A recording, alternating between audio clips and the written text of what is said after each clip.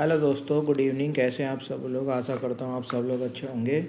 जैसे कि मैंने आपको बोला था, हम एनसीईआरटी का क्लास एनसीईआरटी का हमारा पर्यावरण क्लास 7th हम पढ़ने जा रहे हैं। लंबी छुट्टियों के बाद जब रवि स्कूल जा रहा था तब उसने देखा कि स्कूल के निकट के खेल के मैदान में खुदाई हो रही थी। वही एक मैदान उनके खेलने के लिए वहाँ पर था। लोगों ने बताया कि वहाँ अनेक फ्लैट वाली एक इमारत बनेगी।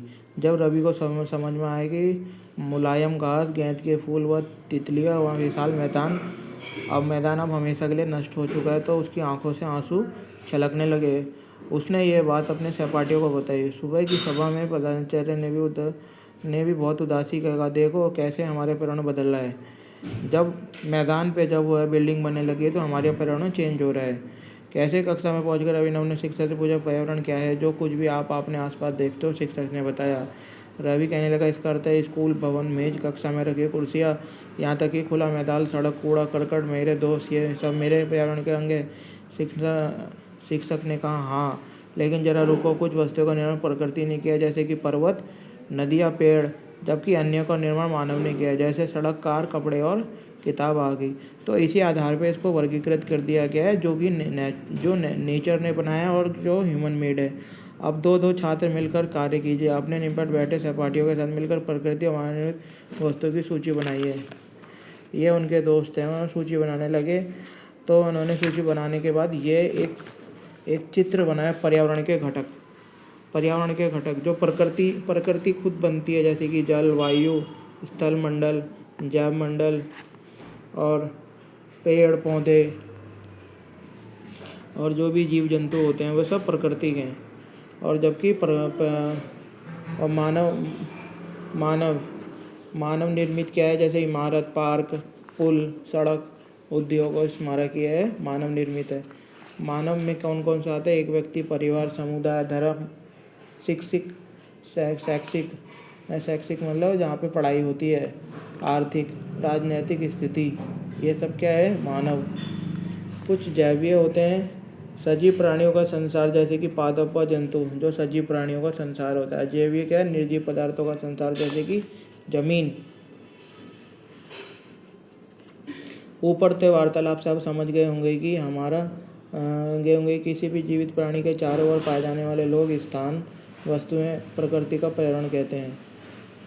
जीवित प्राणी के चारों ओर पाए जाने वाले लोग, स्थान, वस्तुएं एवं प्रकृति को पर्यावरण कहते हैं। यह प्राकृतिक एवं मानव निर्मित दोनों का मिश्रण होता है। प्राकृतिक भी होता है, मानव निर्मित भी होता है। प्राकृतिक पर्यावरण में पृथ्वी पर पाई जाने वाली जैवीय, जो जीवित है, और कुछ अजैवीय, जैसे दोनों परिस्थितियाँ सम्मिलित है। जैसे कि जैवीय में क्या आते हैं? जो जीव जंतु होते हैं। अजैवीय में क्या आता है? जैसे कि रिवर हो गई, जैसे लेक हो गई, जैसे नदियाँ हो गई, झरने हो गए, नाले हो गए, जो प्राकृतिक है, जो इंसानों ने नहीं बनाए हैं। और समुंदर हो गया है। जबकि मानवीय पर्यावरण में मानव परंपराएं, क्रियाएं, उनकी गतिविधियां, उनके द्वारा बनाई गई रचनाएं सम्मिलित हैं। अभी तक हमने क्या पढ़ा है? अभी तक हमने पढ़ा है कि पर्यावरण दो चीज़ों से बना होता है। एक होता है प्रकृति, क्या होता है? मानव निर्मित। प्रकृति में क्या होता है? स्थन, जो जमीन से जुड़ी चीज़ें हैं। सजीव, जो सजीव जैव मंडल है, जो सजीव बनाते हैं। और वायुमंडल, और यह जलमंडल। और मानव निर्मित में बिल्डिंग है, पार्क है, पुल है, उद्योग है, स्मारक है। मानव के अंदर ये सब भाग आते हैं। ये सब पर्यावरण के घटक हैं। अब हम आगे पढ़ेंगे प्राकृतिक पर्यावरण क्या होता है। प्राकृतिक पर्यावरण यानी कि इसमें भूमि, जल, वायु, पेड़ पौधे एवं जीव जंतु मिलकर एक प्राकृतिक पर्यावरण बनाते हैं। प्राकृतिक पर्यावरण क्या बनाते हैं? भूमि और जलवायु मिलकर स्थलमंडल, जलमंडल, वायुमंडल, जैवमंडल से आप पहले से ही परिचित होंगे। जैसे कि है स्थलमंडल, जैवमंडल, वायुमंडल और जलमंडल। पृथ्वी की ठोस परपटी और कठोर ऊपरी परत को स्थलमंडल कहते हैं। जो पृथ्वी की जो ऊपर की जो परत होती है उसे स्थलमंडल कहते हैं। जहाँ पे हम बैठे हुए हैं, जहाँ पे किसी भी चीज़ का जहाँ पे गाड़ियाँ चलती हैं, उसे स्थलमंडल कहते हैं। यह चट्टानों व खनिजों से बना होता है। स्थलमंडल किससे बना है? चट्टानों व खनिजों से बना होता है।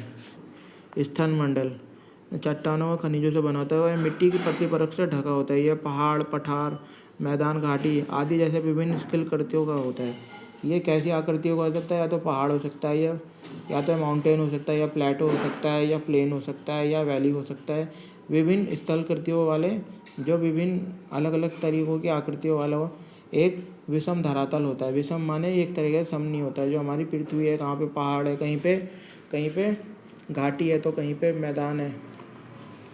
यह स्थल आकृतियाँ महाद्वीपों के अलावा महासागरों की सतह पर भी पाई जाती है। ये स्थल आकृतियाँ ऐसा नहीं है कि ये महाद्वीपों में, जैसे कि एशिया, ये समुद्र की जो गहराई होती है वहाँ पे भी आपको मिल जाती हैं। स्थल मंडल वह क्षेत्र है जो हमें वन, कृषि एवं स्थल मंडल किसकी बात हो रही है? इसकी बात ही हो रही है। स्तन मंडल वह क्षेत्र है जो हमें वन, कृषि एवं मानव बस्तियों के लिए भूमि देता है। जो हमें वन देता है एग्रीकल्चर, और मानव बस्तियों के लिए ज़मीन देता है, और पशुओं को चरने के लिए घास स्थल प्रदान करता है। यह खनिज संपदा का भी एक अच्छा स्रोत है।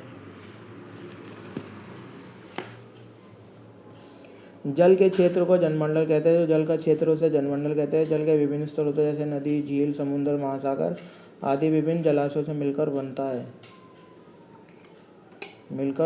बनता है।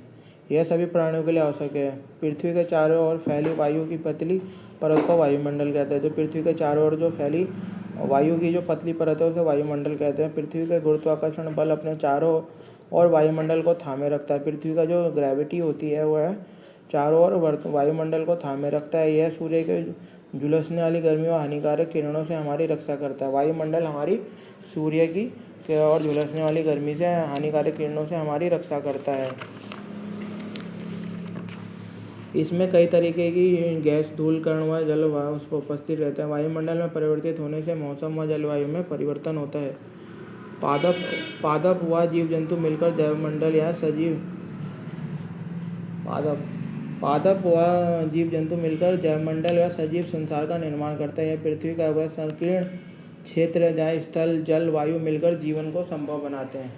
जहाँ पे ये सब जल और वायु और जीव जंतु एक साथ रहते हैं उसे क्या बोलते हैं? जीव मंडल बोलते हैं। उसको क्या बोलते हैं? जैव मंडल बोलते हैं।